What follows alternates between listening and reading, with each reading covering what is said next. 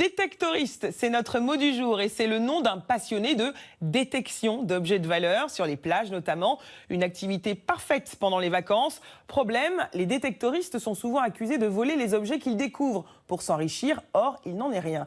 Reportage de Samuel Duhamel.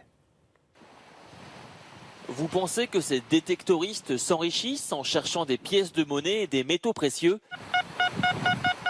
Perdu. On a des couvercles de boîtes de conserve, une sardine de tente de camping. Car contrairement aux idées reçues, la majorité des détectoristes ne gagnent rien en sont dans le sable, mais aussi les forêts et les champs.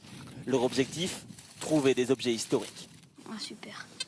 Une boucle médiévale avec une belle patine. On fait ressortir un peu l'histoire de l'objet en le découvrant à nouveau, on lui donne une seconde vie. Vaut mieux cela que de le laisser en terre. Après chaque découverte, les objets sont analysés par des spécialistes. C'est une petite boucle datée entre 1250 et 1450. Puis nettoyés et partagés sur Internet, car les détectoristes veulent faire connaître leurs trouvailles pour que leurs propriétaires les récupèrent. C'est ce qu'a fait Dan après avoir retrouvé cette alliance en or et en argent sur une plage de la Côte d'Opale. Dès que je vois qu'il y a un nom, une date de mariage et tout ça, d'office c'est un challenge. Il faut retrouver la personne qui a perdu ça. Mission accomplie, l'alliance appartient à Damien, qui l'a perdue il y a 35 ans en se baignant en mer. Maintenant, je la quitte plus, quoi.